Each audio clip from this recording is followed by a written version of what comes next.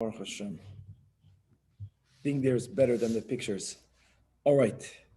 Of course. With the help of Hashem, we are learning Yoma Daf Ayin Beis. It's going to be a Daf of Agadata. We left off in the middle of a Braisa that was speaking about how many strands were in each thread in various Big Day and in other Kalim that was used in the Mishkan. Big Day Kahuna and Kalim meaning the Paroiches, etc., that we have in the Mishkan. Also, just to repeat that based on the Alpi Hasidus, that Begadim are connected to Machshava Dibur Umaisa, which is really the avoid of all of the Tayyag, the majority of the Tayyag mitzvahs, it makes so much sense that every Beged should be comprised of many, many details. And as the Alter Rebbe says, that in as much as that if a person, God forbid, violates an Issur for which there is Kares, so then Yaakov Chavel Nachalosai, so then the entire cord, so to say, on a certain level is completely severed. Always we can do tshuva, but on a certain level it's severed. That if a person violates many, many mitzvahs, the same thing happens. Because of the Alter Rebbe explains, every mitzvah is a little thread, is a little chevel that is connecting us to God. This is no doubt very intimately connected with our sugya. Now we were in middle of the explanation and the expounding upon the Braisa. We are on the last line on Daf Ayin Aleph Amid Beis. We're learning about the Me'il, and we're going to go over that. The Me'il has 12 strands in each thread. The Paroiches and the Choshen and the Ephod. From there, we're going to go into the Isur of tearing Big Day Kahuna. And from Big Day Kahuna, we're going to go and speak a lot about the Aron. So first, we're going to be speaking about the Isur of removing the poles from the rings in the Aron. And there is an apparent contradiction in the Psukim. And yes, we learned above that they would extend the poles, Bisman Bayis Rishon, when there was a curtain. So the pole should mamish go into the Paroiches, even though it did not go through the Paroiches, but one can see, so to say, the indentation from the other side that's connected to our sugya. We're going to be speaking about Atzei Shitim Oimdim, the inner meaning of it, the power of the Big Day Kahuna. And we're going to be speaking about the Aron Sha'asa B'Tzalel. Truth be told, that in Shkalim, I think, we had a machlokes exactly whether that Aron was comprised of 3 different boxes, or was it one box that was coated with gold from the inside and the outside. The Gemara here is not going to be addressing that latter opinion. We will be explaining the dimensions of the Aron based on the premise that the Aron, again, that B'Tzalel made, had 3 boxes, an inner and outermost box made out of pure gold, and the middle box, the Emtsoy, was made out of Atzi Shiftim. Now the Torah speaks about, let's say, the height of the Aron, that the height without the kapoiras was 1 amma and a half. And guys, again, how many tfachim are in an amma? If you remember, sometimes it's 5, sometimes it's 6. We're going that the Aron, machlokes tanoim by the Aron. Our sugya is following that the Aron's dimensions is 6 tfachim to 1 amma. Which means that the height, when the Torah says that the Aron was 9 amas tall, was an amma and a half tall, it means 9 tfachim tall. Which box are we referring to? We'll be speaking about here in our Gemara. Really, that means the outer dimension of the middle box, which means that when you stood outside the Aron HaKodesh, the outer box needed to be even a little bit bigger, and we'll see a machlokes in that. It was even that much or a bit taller. We're going to be learning about the Zeir, the decorative rim that came out of the top of the outermost box, how the height of the Zeir is not included in the height of the Aron Kodesh. B'chlal, we're going to have very powerful agadata about the importance that when a Yid learns Torah, it should be lishma, meaning that we should learn it for the sake of learning Torah, ultimately to draw down even more elikus in the Torah. So we're learning for the Torah, and also our learning should always be in order for us to better perform the mitzvahs and not stam to learn. And the power when we learn Torah on that level, and if we'll have time, we'll start a new sugya. Rav Dimi came from Eretz Yisrael, as he always did, with information, with Torah, and he told us that the begadim of the Kohen Neshuach Milchama, there was a Kohen that was designated that whenever we went out to battle, he would be the one offering words of inspiration right prior to battle.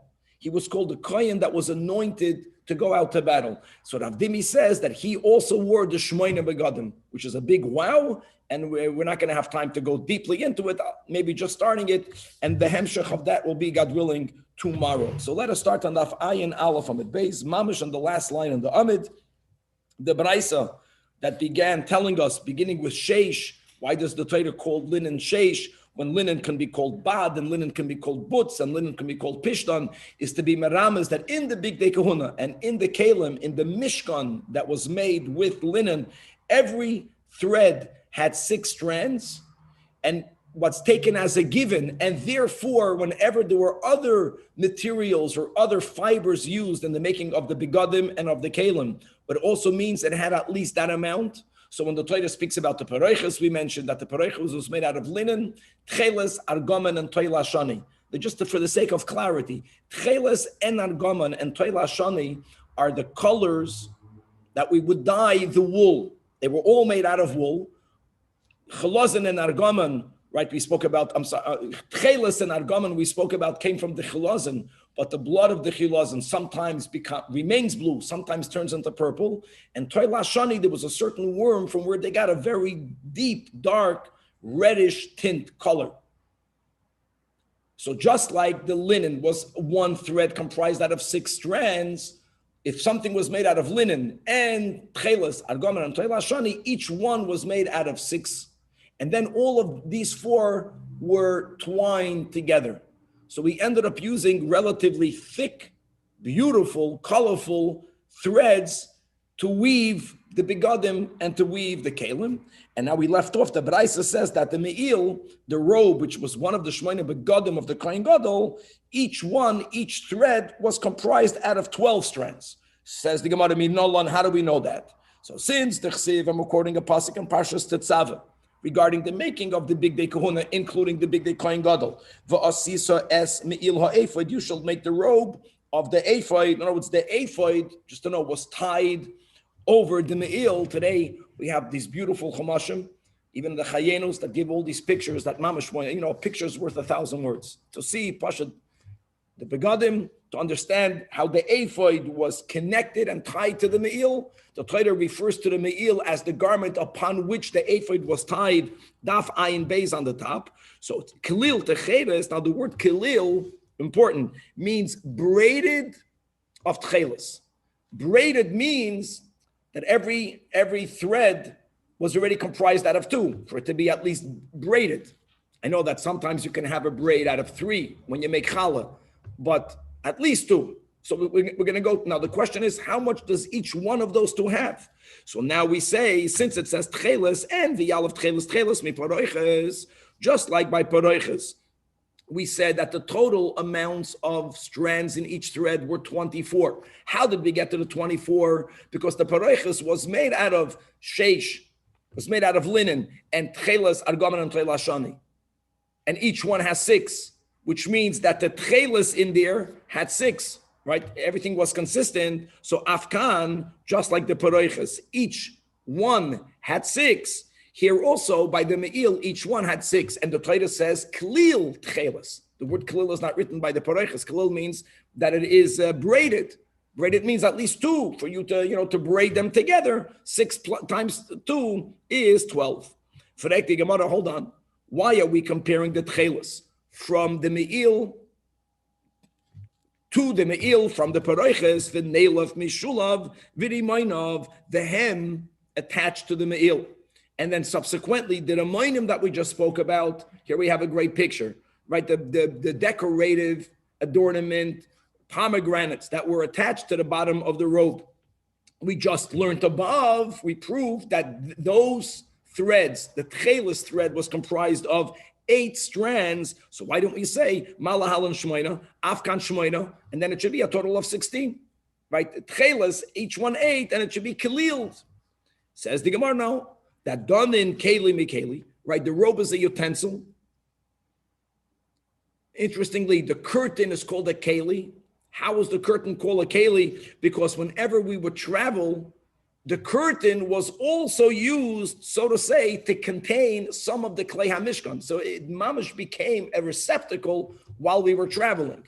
So they are more similar. The Ein Don and Keli, which is what we're learning about the Me'il, from what we call a tachshit keli, right? An ornament, which is exactly what the Rimainim are, right? They embellish the robe, but they're not the keli, they're not the robe proper. Says the Gemara, Adarabba, why don't we say dan and gufay mi gufay? You want to know how many strands went into each thread in the robe, learn from another part of the robe, which are the Rimainim. The ein dan and gufay ma'alma. Ma'alma means from some place out there, which would be the curtain, the paroiches. So the Gemara answers, no. Hainu de amrinan. When we began the Baraisa, that the word sheish is written 5 times when it only needed to be written once. So there are really 4 extra words sheish. And the Baraisa mentioned that l'sha'ar begadim shaloi nemer behem sheish. That extra word sheish is megala, that it's always 6. It's referring exactly to the me'il. In other words, how do we know how many strands are in each one before you kilil it? 6. 6 times 6 is 12.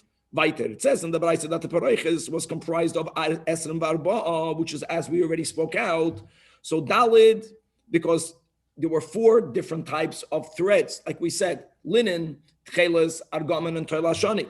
Each one, the shita, each one at 6. 6 times 4 is 24. And this is something so pashut, the Gemara says, that loidina v'loidaina. This requires no judgment. This requires no judge. As Allah Shana Gemara, right, this is undisputable. Pashut. Next, Choshen and the ephod, each thread comprised the max amount of strands, and they are Esrim Vishmaina. They had 28. Frek the Gemara Minolan. How do we get to the 28?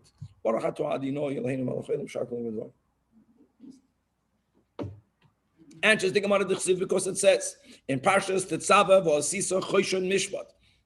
Maisei Choshev, a work of craftsmen. We're going to be learning more on Amud Beis. Sometimes the Torah says Maser Roikem. Sometimes it says Maisei Choshev. We'll see more details, but generally, Choshev means someone who is a mumcha. Kemaisei ephod ta'asenu, and it should be made like the ephod, which is that in the threads and the fibers there should be gold. Now we're adding another one aside of the 4. Now we're having 5 gold. And chelas, and argaman, and toilashani, and sheish, mashazar, right? You have a twined linen. So now we already established. Arba'a, the shita, they'll take out zav. The other 4, like the paroiches, beginning with the sheish, right? 6 times 4 is 24. Then the Torah begins to say that you have to put gold into it, that they would take a certain type of gold, they would beat it into very thin sheets, and then they would slice, they would cut the sheets, and that would become golden strands. And the Gemara is saying that here they didn't take 6 golden strands and twirl them together like they did in the other fibers. No, they put 1 golden strand each side, the other 4. So when they were making 1 thread out of, let's say, the tchelas, so they would begin with 6 strands of tchelas, plus 1 of gold. Which 1 of gold was added in the 4. So if you already have 24, and now you have another 4, so that's 28.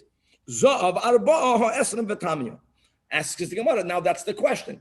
If every time the Torah mentions a type of thread, we are saying that each thread comprised of 6 strands. Maybe gold is the same thing. So you're going to have 30, right? You're going to have another 2. The aim of zav nam is shisha. So we have like this, Amar Avacha bar Yaakov, no. Because since the Torah says now we're going from the Pasuk in Tetzava that mentions gold, we're going now to Pekude, where it says Vikitzeitz Pesilim, and they should, the Pasuk begins again that they should beat the gold into a plate. And then it says Vikitzeitz Pesilim, and you should cut it into strands. The plate was cut into strands. Now, if the Torah would have said the word Psil Lashon Yachid, it would have meant 1. Psilim means 2. Cutting means you double the 2. You cut the 2 into 4. So there's an emes that there's 4. Now, whether the 4 were standalone or whether they were inserted in the other 4, which they were, he's not even focusing on that. He just wants to prove that by the gold, we have a emes that there wasn't 6, there were 4. So you have 24 plus 4 is 28. Rav Ashi says, I don't even need that. Because if you continue reading the pasuk over there, it says, "Lasois betoich Hatcheles ubetoicho argaman. In other words, the gold was not a standalone thread. The gold strips were inserted in each side, inside each one of the above four. Now, there are four other types. So exactly how many would you put in each one? We're trying to explain how there could not have been more than 28. In other words, one in each one. Heicha navid. Are you going to tell me, navid, arba'a, that in each one of the four, tcheles, argaman, toilashani, and the sheish, you would put in each one the trei, right? It says psilim, at least two. So two, and if that would be the pshat, well, 2 times 4 is 8. Havaluhu tamnia. So you're not going to have a consistent. Don't tell me it should be 6. It's not going to be like everything else. Navet trei the trei. So if you want to say like this, by 2 of the, let's say, tcheles and the argaman, you should put in those 2 of gold, and vitrei, the chad, you're trying to get to the 6, and then let's say in the toila shani and in the sheish, there you would only put in 1 strand of gold, so it would be very nice. You would end up with a total of 6 strands of gold, but that doesn't work, because the asisa, says the Torah, which means sheyu kol asiyosav shavos. We want for there to be a consistency in the making of the garments, and we don't want that in some of the fibers you have 2 threads of gold and then 1. So the only way for it to be consistent and for you not to go over the 6 is by putting 1 strand of gold inside each one. So you have 24 plus in each one of gold. That is the max that we have. That is that every larger thread that Ersht was used in the weaving process was comprised of 28 strands. Amar Achava, Amar Rav Yehuda. If you tear the big day kahuna, you're chayiv malchus. Again, al pi chasidus, we're speaking about that, many, what we might call little mitzvahs, they make the big cord. Even ripping any part of it, you're chayiv malchus. Sheneman, as it says in Tetzava, lo yikoreya. Now, this pasuk is really speaking about how they would open up a hole in the neck of the me'il through which the Kohen Gadol would put his face, and they would make a hem inside that opening for that not to get torn. But we are applying it, b'chlal, that all the big day kahuna may not be torn, and if one did so, yechayiv malchus. Maskiv lo Rav Acha bar Yaakov, how do you know that this pasuk is exactly telling you that there's a lav? Maybe the Torah is saying, regarding a mitzvah of how to make the begadim, like we mentioned, when you make the me'il, the robe, which had an opening in its center, through which to put the face, right, the neck. Navid lo safa, the Torah says, make a hem for it not to become torn. But how do you know that if someone tears it, they're violating a lav? So the Gemara answers, because it doesn't say that you should make a safa, a hem, shelo yikoreya, so that it will not tear. No, the Torah says, lo yikoreya, it shall not be torn. So it has a double meaning. Taka, you made the hem for it not to tear, but this is a lav on any of the big day kahuna that we may not do something that will tear any of the begadim. And very similar to that, Amar Abu Lazar, Hamiziach choishen malo ephod, whoever will loosen the choishen from the ephod, it should have been attached tightly, even only loosening it. Or vahamesir badei aron, if a person will take out the poles from the rings in the aron kodesh, also loikem, because by the choishen it says lo yizach, it shall not be detached. So here again, the same back and forth. The pshat is that you connect the choishen tightly so it shouldn't get detached. But the drush is no, don't do an action that will detach it. And likewise, by the aron where it says place the bottom inside the rings, it says v'lo yosuru, means it shall not depart, means you may not remove it. Mask of Rav Acha bar Yaakov, the same type of question. No, the dilma kika amar achmana. All the Torah means by the question is chatkinuhu v'avdinu shapir, that you should properly tighten it. You should sew it together so it shouldn't, it shouldn't be loose.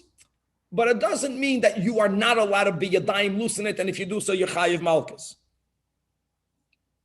And the same thing, that you should place the poles inside the aron in a way, as we'll learn details, that they made the outer parts of the poles a little bit thicker than the inner parts, even though all of it would fit through the rings. But it was made in a way where it's difficult to fully remove it. Maybe make it in a way where it should not depart. But who says it means that there's a law of God is saying don't do it, and if you do it, you're going to be chayv malkis? So here again, there's no shin. Answers the Gemara, miksiv shelo yizach. Then it only would have meant sew it tightly so it should not get loose. It doesn't say shelo yusuru, make the poles in a way where it becomes difficult for it to depart. No, the Torah uses the same statement without a shin, which is also leaves itself open for interpreting it not only on how to make it, but future oriented, that we may not do an action that will loosen it or that will remove it. And indeed, Rabbi Yossi ben Rabbi Chanina points out the following stira. Rami, Ksiv, it says in Truma, betaba ois ha'aron yu abadim lo yusuru mimenu. Right, in the rings of the aron should be the poles; it shall not depart. But it says now, really, the Bach amends the pasuk that we are quoting, because this contradiction has to be from a pasuk connected to the poles, and he quotes the pasuk also in Truma, where it says, "Vehevesa es habadim batabois." You should bring the badim into the rings, which imply that prior to that they were not in it. And we understand this pasuk not only to be for the first time. It's like there's a constant mitzvah to bring them in. That means that it can go out and then you bring it back in. So he explains that misparkin ve'ein nishmatin, they may be loose. They were actually made loose, which allowed you to maneuver them, but never to fully remove them. And how do you do that? So the part of the pole that is more towards its center, that was something that the thickness of the circumference was smaller. It was skinnier, which means that the rings did not, let's say, hug it. So it was relatively easy to move. And again, like we mentioned, there was an inyan to have it protruding out the paroiches.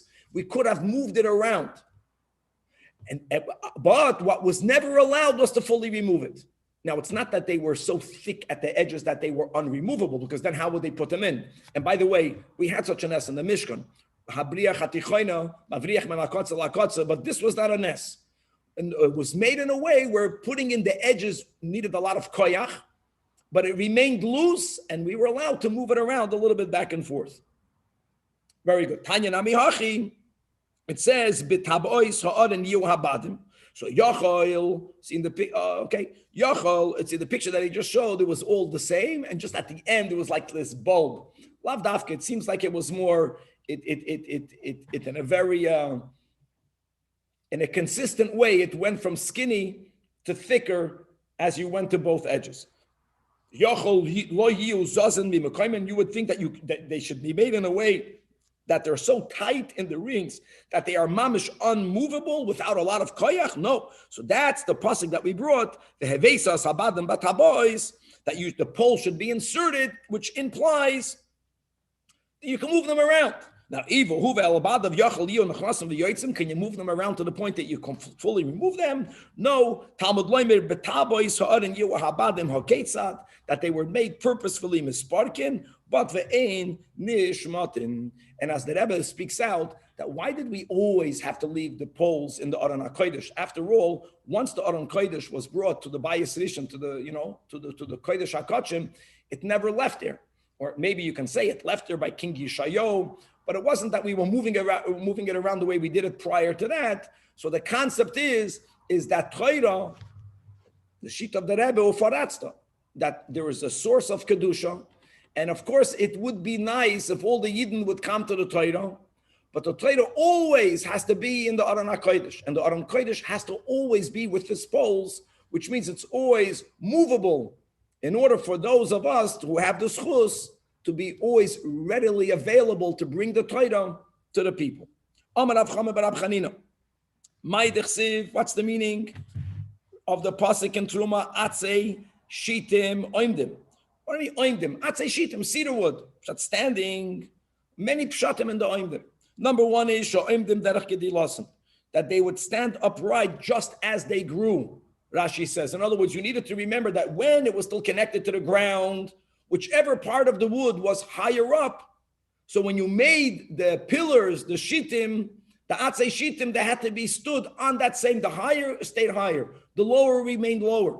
Moededik. Davar achar, another pshat, that oimdim meaning shemamidim es tzipoyim, that they supported their gold plating. Just to understand, the gold plating that went on top of the Atzei Shittim wasn't this huge sheet of gold.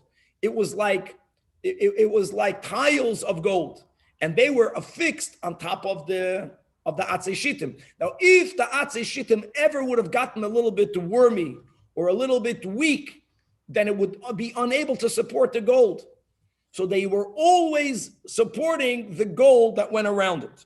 And Davar Acher, same line, even more, that Oimdim means Shem Ataymer, lest a person say, especially after the parts of the Mishkan that were not incorporated in the temple, they were hidden. And hidden means they were nignas, they were buried. You put wood in the ground, it decomposes. So Shem Ataymer Avat Sivram, that their promise is gone. The Atzei Shittim, Maisi Yedei Moshe, what they represented, especially we learned the Midrash that Rashi brings, that they came from cedar trees, that they were planted in Mitzrayim by Yaakov, who brought it from Eretz Yisrael. So they came with a promise, they came with a hope. And now that we don't see them begashmias, someone might think that Avat Sivram, that their promise is gone, Ubatal Sikuyim, and their hope is ruined. So Talmud Leimer, the Torah says they are oimdim, meaning oimdim lo'olam u'lo'olamim, that the Maisa Moshe Nitzchiyim, and all of the parts of the Mishkan, and even not the gold that doesn't decay, even the wood that's buried in the ground will remain and will exist forever, as will the promise and the hope that they share with all of us. Says the Gemara Vayter, what's the meaning of the pasuk in Vayakel? As big day hasrod l'shareis b'kodesh, right? When we're making as asach hakoil the garments of the surad, right, to serve in the kodesh, to serve in the sanctuary. What's pshat surad of ayin beis amid beis? That ilmale big day kahuna, they have a message. And that is that if not for the big day kahuna, what's not for the big day kahuna, says Rashi. Now here there's no place for, so Rashi is on the top right. Sha'al yidei makriv makarbonos hamachaprim al Yisrael. No, it's kahuna. The big day kahuna is part of that which makes the coin into a coin. So through the big day kahuna means through the avoid of karbonos. The Marsha reminds us that remember we had the machlokes, whether the tzitz is machaper only when it's worn by Aharon or even when it just exists. So he says even more that the beged in itself brings atonement. If not for that, the sodded big day hasrad is a remnant, right? That there would be no remnant nor survivor from Balashon Sagi Nahar Misoneim Shal Yisrael. No, it's to value the begodim, how they bring atonement. And again, Al Pi Chasidus, that there was the previous of the person, right, the moichen and the midas, that there used to be times that we were really connected to God. And then can come a yid and he can think that my moichen is not connected, my midos are not the way they should be. Hamaisu ikar. No, that's the begodim. Begodim are the levushim. That as long as the levushim are good, as long as we're doing what we need to do, even if we're not yet fully there emotionally and mentally or beruchnias, we're good. That is what saves us. Rab Shmuel ben Achmeni Yoma, that the Vei Rab Shimon Tanach, we learned a Braisa Torah in the Yeshiva of Rab Shimon.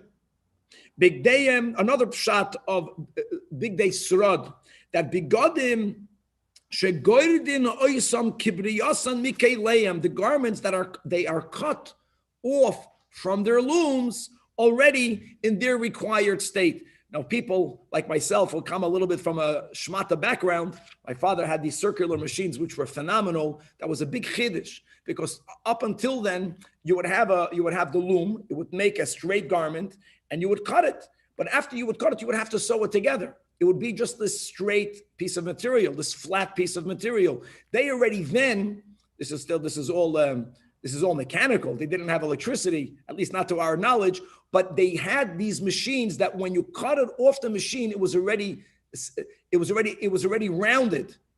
It was already a full baguette.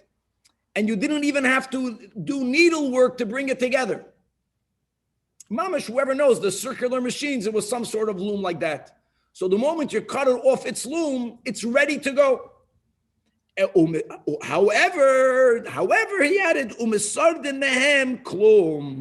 which means that some part of it was left over. So Sadad is remnant, not of the Eden.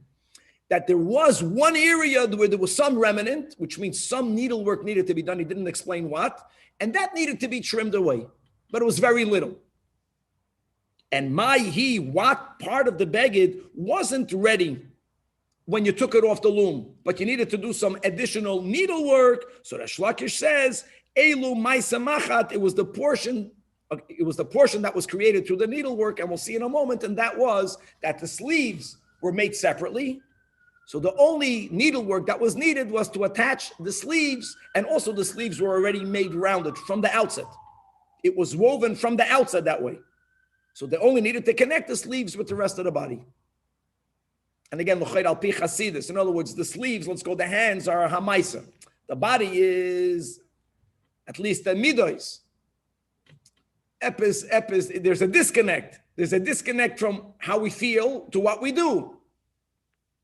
And that needed a little bit of an avodah. An avada, in other words, that like the Rambam says, that our thoughts and our feelings should be nigrodim acher, it should follow our actions, because it is in the realm of our action that we have the most freedom of choice. Meisvei fragt die Gemara, says in a Braisa, big dekahuna ein oisen maisa machat.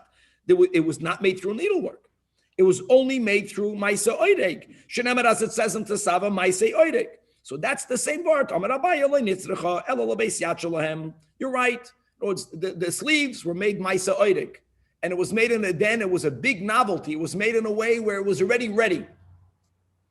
The body of the garments, maisa oidek, the connection of one to the other was only by the sleeves. Kedatanya base yachal big dekahuna neregas bifnei atzma. It was woven independently, and then vinid bekesima beged. It was then attached, and it was attached through needlework, and it was dear that Tana Devei Rab Shimon that they needed to masadin mehen klum. There was a little bit of you have to scissor off the protruding threads, and umagas at pisa sayad, just to know the sleeves, right, reached the palm of the kohen's hand, which is again significant. Hamaisu ikir, and not his elbows. It wasn't a short shirt.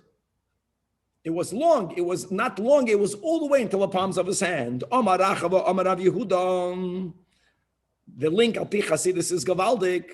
If we're going to touch that the begodim represent Bachlal Machshava Dibur Umaisa. In the begodim themselves, you had the sleeves, the hands versus the body. Again, the Maisa versus the Midois. The same is explained in Chasidus when it comes to the Aron HaKodesh. Now we are following the shita that the Aron HaKodesh was made out of 3 boxes. We're speaking about Aron Sha'asa B'Tzalel. 3 boxes. There was the innermost golden box, the emtsoi made out of wood, and the outer golden box. And the way the Rebbe explains it is that the inner means the Yechida, which by Yehid is gold. The outer, Machshava Dibur Umaisa, we have Bechira, right? Potentially we can all be a Beinani, that's gold. What part of the Yid is subject to change, which is wood? Sometimes it's, when it's hot, it expands, it contracts. The changeable part in us, the fluid part in the Yid, is the Moichin and the Midas. Sometimes we understand more, sometimes less. Sometimes we feel more, sometimes we feel less.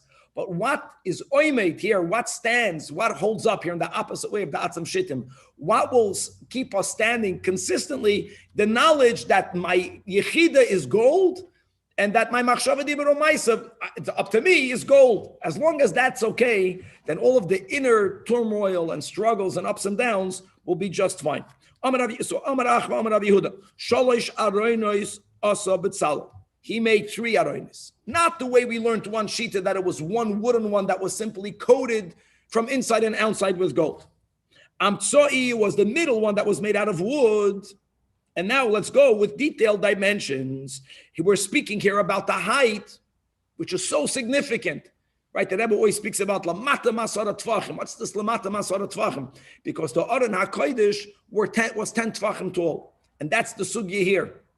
And normally, since the Shechina spoke from on top of the cover, mi bein shnei hakruvim, so that means the Shechina never came lamata masara tvachim. That will be one of the big novelties that will happen with the coming of Mashiach.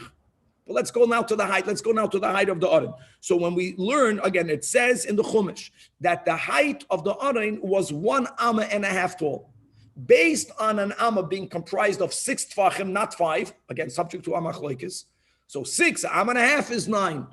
but it doesn't say in the Chumash which box was that height. So that's what he's innovating. It was the middle box that was 9 amas tall. Now, another detail, the Rashi is Gavalik, always. The middle, I think Samach wanted to say. The middle box was 9 tfachim tall. We're speaking about the outer measurement of the middle box. That's important. Why am I saying that? Because even though the Aron did not have legs to stand on, but let's call the bottom part of the box had a thickness. And for sure, when we're focusing here on the middle one, it had the thickness of 1 tefach. Just a halt cup. So when he's saying that it had 9 tfachim height, it means if you were to measure the outer walls, which means that the inner opening was 8 tfachim. That will give us an understanding of how tall the inner golden box should be. Pnimi shalzav shmoina. That's why he adds that. No, he wants to make it clear that the middle box's bottom was a tefach thick. However, not consistently, chitzoin, the outermost golden box, again, he's focusing on its outer measurement, was asara umashahu, was 10 and a little bit. Now, how did he get to 10 and a little bit? The picture doesn't help with the dimensions, so Rashi is mamash moededik. The bottom of the outer box, according to Rachava Amar Rav Yehuda, did not have a tefach thickness. It needed to have mashahu thickness. Mashahu. So the mashahu is the mashahu. 9 tfachim kept it aligned with the same height as the emtsoi. Why was it 10? Why was it 10? Because the Torah says that the kapoides, the cover, just to have the image, the edges of the cover was not aligned with the outer walls of the outer box. The cover fit inside the edges of the outer box. And it was important for the outer box to cover the thickness of the kapoides. The kapoides was 1 tefach thick. The walls of the emtsoi was 9 tefachim thick. So to cover it all, it has to be 10 tefachim tall. 10 tefachim tall. Not only did the emtsoi and the inner emtsoi fit in it, but the cover rested in it. The mashahu is simply the amount of height of the bottom. So holds Rav Yehuda. That the outer dimensions of the outermost golden box was not 10, but was 11 umashahu. Oh, now it's going to be amazing that this mashahu is not the same mashahu as above.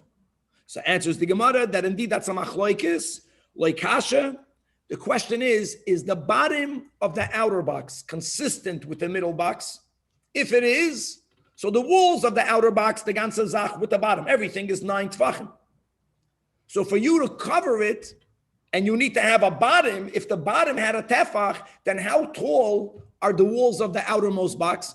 It has to be 10, right? One tefach for the bottom, 9 to cover the emtsoi. So that's 10. And what will be the mashu is going to be the kasha. What's the mashu of Rabbi Yehuda makes sense. The mashu was the bottom, and then and he said there was 9, and then 1 more to cover the kapoides. He's not even mentioning the cover. I'm sorry. You have 1. No, he's mentioning the cover. 1 for the bottom. 9 is 10, and then 1 for the cover. If yesh ba'avav tefach, then it's going to be 11 and a mashu. And ha, which is Rav Yehuda holds that ein ba'avav tefach. So now the question is, what's the mashu? This kasha is only on the Braisa. According to Rav Yehuda, the mashu is the bottom of the outer box. Now that we're saying, no, the outer of the bottom box was a full tefach and it's counted. So it's 1 tefach for the bottom. It's 9 tefachim to cover the emtsoi. So now you're up to 10. But then the kapoides, which was Lakula Alma, inside the walls of the outermost box. And the walls needed to cover the thickness of the cover. So it was another, well, why do you have a mashu? So answers the Gemara, that mashu is taka not referring to the walls themselves, but the crown that the Torah mentions, called the zeir, right? That was a decorative rim. It was part of, and it protruded from the outer walls of the outermost box. And it had a mashahu of height. Now, Rav Yehuda also subscribes to a zayd. It's a pasuk. But when Rav Yehuda says that it had 10 and mashu, he was not counting the zayd. It's a very also significant unspoken machlokes. The Braisa is adding the zayd, the crown, in part of, he makes it part of the outer box itself. And indeed, Amar Rabbi Yechanan, you should know that in the building of the Mishkan, Shaloisha Zaydim Haim, we find 3 crowns, 3 decorative rims by the Kilei HaMikdash, Shel Mizbeach. Chavra, let's remember, Mizbeach does not mean the outer altar. It means from the inner altar, Vishel Arain and Vishel Shulchan, as written explicitly in the Chumash. Shel Mizbeach, now that's the drush over here. Aside of there being a physical crown on the inner Mizbeach, but that crown represents priesthood, and indeed Zacha Aharon and his descendants, Unataloi. The Zer that Hashem says we should make on the Shulchan represents royalty, because the Shulchan is Parnasa, but wealth, gold. A golden table is something royal, represents Malchus. Shal Shulchan Zacha David, Unataloi, for him and for his descendants. And Shel Arain says, Rabbi Yechanan, Adayin Munach, it was not taken, it's resting. No one took ownership of it. And therefore, Kol Haroitz Likach Yove V'Yikach. Everyone has the same merit and opportunity to be Zoicha, the crown of Torah. And lest you think, the one that God left open for all is not as great as the prior two. Shema Toimer Pachasu, it's inferior to the Keser Kahuna, it's inferior to Keser Malchus, the opposite, says the Gemara. That's why it says in Mishlei, be through me, meaning through Torah, Melachim Yimloichum. It was all of the Hashpois comes dafke through the Keser of Torah that's available for all to take. Rabbi Yechanan Rami, on the same line, that when the Torah writes about the crown, it doesn't write it Zayin Yud Reish, it's written without a Yud. So you have the Ksiv and the Kri. No, it could be read Zor, stranger, foreigner, Ksiv, Zor. But we know Vikarinon, Zayd. Why? Because Zacha says Rashi, that's the Rashi here on the side of Tosfos, on the right side, 4 lines before the bottom of the Amid. Rashi writes 2 steps. Number 1, Lil Moed Lishma. So many different interpretations of Lishma, but ultimately the way Hasidus says is that Dafke, because a Yid is mushrash in Atzmus, higher than Torah, that when we are the way we should be, and we learn Torah, we bring more godliness in the Torah. So we're learning it for the Torah. Number 2, Rashi says, Ulakaima. We're not learning it just to learn, we're learning it to fulfill it. Then nasis loizer, then it becomes a crown to us. But loizacha, now many levels of loizacha. The worst level is if a person learns lekanter. So then zara imenu. Then if you can learn and learn and learn, and the Torah remains estranged from the learner. Rabbi Yechanan Rami, Ksiv it says, and we're going to a pasuk in Ekev. Va'asiso l'cho aroin eitz. Now, this pasuk was actually Moshe Rabbeinu recording that God told him, Moshe, before going up to get the lucha, is the first time God told Moshe to make an eitz. And we already learned in Shkalim, could be this was a different aron. But our sugi is not going to go with that shita that it was a different aron. So the Torah introduces an ekev that the commandment to make the aron was given to Moshe. You have to make it. But when it says in Truma, it says ve'asu, they, the Eden. Who is commanded? Was it an obligation personally on Moshe, or was it a communal obligation? In Truma it says, "V'asu aroinatzei shetim." And again, the Marsha points out that if you're going to say there were 2 aroinos, then it's perfectly answered. There was one aron that was on Moshe to make. There was another aron, right? It was made by Betzalel as our representative that was made by us. Our Gemara is not going with that. The obligation was on Moshe. And we're trying to hint that what mikan l'talmud chacham shebnei Iroi mitzuven lasois malach toy. God gave the commandment to Moshe, but since Bachlal, the people, the community are obligated to fulfill the needs of the Rebbe, so it's the same thing. God commands the Rebbe, and then the people do it. The people are commanded to do it because we are commanded to fulfill that which is upon Moshe Rabbeinu. Weiter, when it says regarding the Aron, mi bayis umichutz titzapenu, that you should cover it both from the inside And from the outside, Omar Rava, Kol Talmud Chacham she'ein toichei kebarei, that any Talmud Chacham whose insides is not like his outsides, einoi Talmud Chacham, is not a Talmud Chacham. And not that a Talmud Chacham, but the Moichen and the Midos do fluctuate. The Pshat L'choir of ein toichei kebarei, if a Yid forgets about the Yechida inside himself. Because it's the golden Yechida that is going to be empowering us to actually do the right thing, to have golden actions, in spite of the fact that sometimes the middle is going to fluctuate. So we always have to be connected to the innermost part. Abaye v'teimer Rabba bar Ula Amar. That if a Talmud Chacham, right, if he just puts on a show, that's the pshat. If the outside looks amazing, but the inside is not good, then Nikra Nisov, it's called loathsome. Shenamar, as it says, Af ki Nisov v'nelach. Surely it is so, because those who are loathsome and those who are tainted, the man, Shoisamayim Avla, is drinking iniquity like water. Now, water is a remes for Torah. And there is a time that you can drink a lot of Torah and you're doing Avla. What's pshat you're doing Avla? That you are giving off an appearance that is beyond of who you really are. She'ein toichai kebarei. Amar Rab Shmuel bar Nachmani and Rabbi Yonasan. What's the meaning in the pasuk in Mishlei, where King Solomon says, Lama zeh mechir b'yad ksil. Why is there gelt? Why is there mechil? Why is there money in the hands of a fool? In order for him to buy wisdom. When v'leiv oyin, but he lacks a good heart. This is even more. This is the heart is already the middle. In other words, there is a demand of a Talmud Chacham. That's the pshat over here. The toichai. That means that we have to also work on the midos. And if the midos are not good, then why are you acquiring the wisdom of Torah when ain't toichai kebarei? And oil lahem l'soneim shel talmidei chachamim. Again, that's a euphemism that goes on the talmidei chachamim. That is shoiskim ba Torah, but ve'ein bahem yiras shamayim. And on this, machriz Rabbi Yanai. And how powerful is this statement? Chaval, what a pity. Al the less lay darta, for those who don't have a darta. Now, a darta can mean a place to live, a palace. Some people teach darta means a chutzner. So he says, Chaval, imagine someone doesn't have a courtyard, or they don't have the home, but vitaro ledarte of it, but they make the gateway, they make the sha'ar. Amazing. So Chevra, the whole Torah is the gateway. The Iker is the Yiras Shamayim, or the Leiv, Rachmana Liba Boya, Midos. That is the Iker. Torah is the gateway. So if a person only has Torah, it's like, imagine you don't have the palace, but you have this big gateway, Yashikoyach. It's not taking you into anything. Amalu Rabba Rabbanan.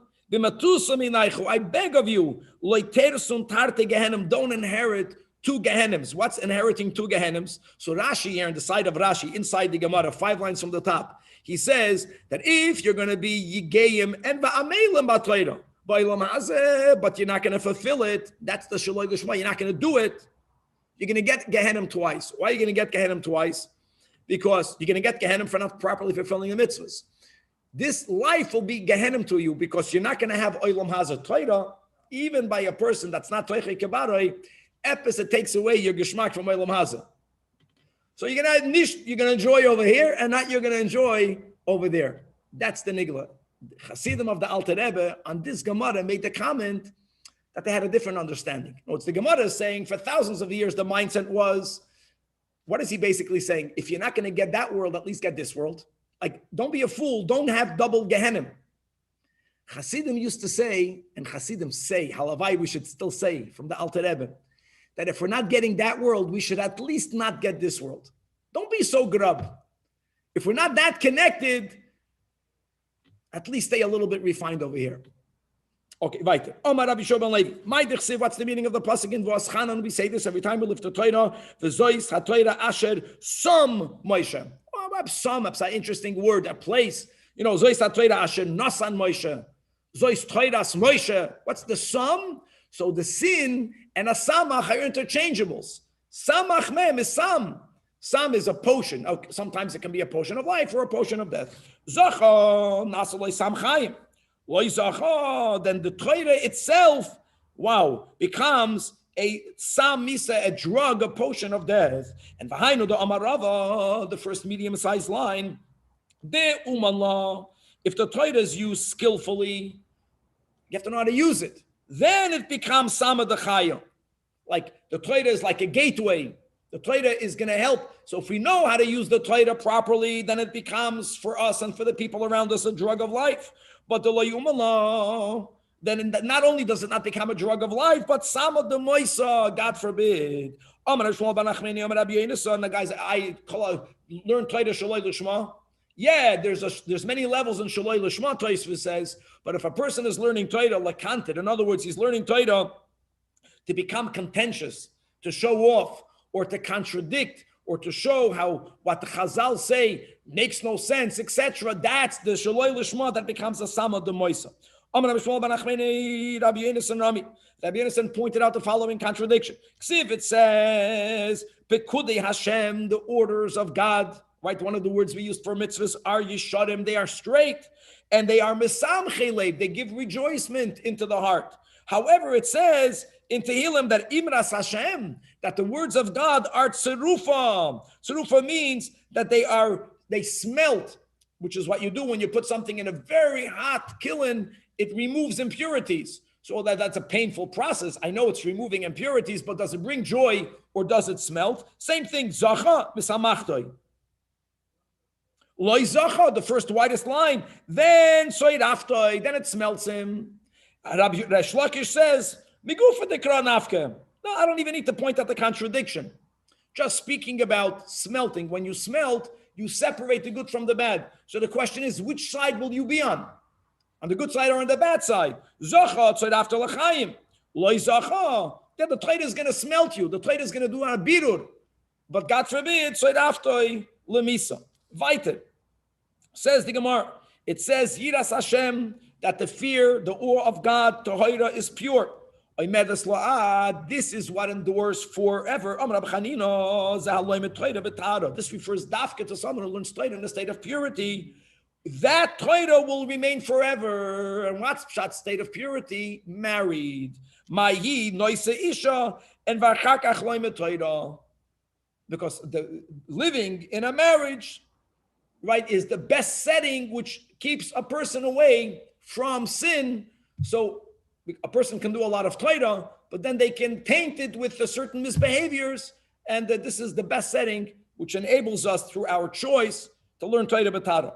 When it says weiter in the pasuk Edus Hashem ne'emana, that the testimony of Hashem is trustworthy, Amar Rabbi Chia bar Abba, that means that ne'emene silohoyid bil loim deha, that the Torah itself that we learned will testify to God whether we fulfilled what we learned. Wow. We're coming back over here to the big Dekon again. It's all connected together because we're speaking about observance, Maisa, and we're speaking about Begadim, Machshava Dibur Maisa. Now we find we find different expressions when it comes to the making of the Begadim. Sometimes the Torah uses the words Ma'asei Roikem. Roikem means the work of a embroiderer. Now this Maisa Roikem is written when it came to make the Masach. The Masach was like a screen. When you entered the Mishkan, you also entered the Mishkan from east to west. So the curtains that surrounded it didn't fully surround it, and there was like a door. Maybe Kevin will find a picture. It went from the west, it went north and south. It even turned around a little bit in the east, but a big part of it was opened. But we didn't want to leave everyone walking out in the midbar to see in. It's not modest. So in front of it, they would put a big screen, so you would enter from either side of the screen. So when the Torah speaks about the making of the screen, it's called Maisei Roikim, the work of an embroiderer. When it comes to making the Mishkan, if you remember, we already learned there are many coverings, 3 coverings or 4 coverings to the Mishkan. We're speaking here about the lowest covering, the one that was also the ceiling, because when you went into the Mishkan, you would look up, you would see the lower part of the closest covering to the Mishkan. That covering was called Maisei Choshev. We had that on Amud Aleph today, but let's call it the work of a designer. A designer can also mean someone who paints. So was it embroidered or was it designed? A contradiction. So Amar Rabbi Elazar, that it's even though you can answer, well, the masach was Ma'aseh Roikim, and the covering of the Mishkan was Ma'aseh Choshev. You say no, that they were all both Roikim and Choshev. What's pshat? First, Sheroikim b'makim shechoshvin. First, you would have designers that would make a design. They would draw the pictures. Rashi writes, you had an ari, you had a nesher. They would draw it, and that helped the embroiders to embroider on top of the design. Not many people who saw people doing needlework, that's what they see. So you have already, if you want to know what color thread you should use here and there, so the material that you're using with the holes, have the design first. However, there is a braisa that doesn't reconcile it the way Rabbi Elazar reconciles it. No, it's not that they're all the same and they all first were designed and then they were embroidered. No, some of them were dafka Ma'aseh Roikim and some of them were dafka Ma'aseh Choshev, and they're two different things.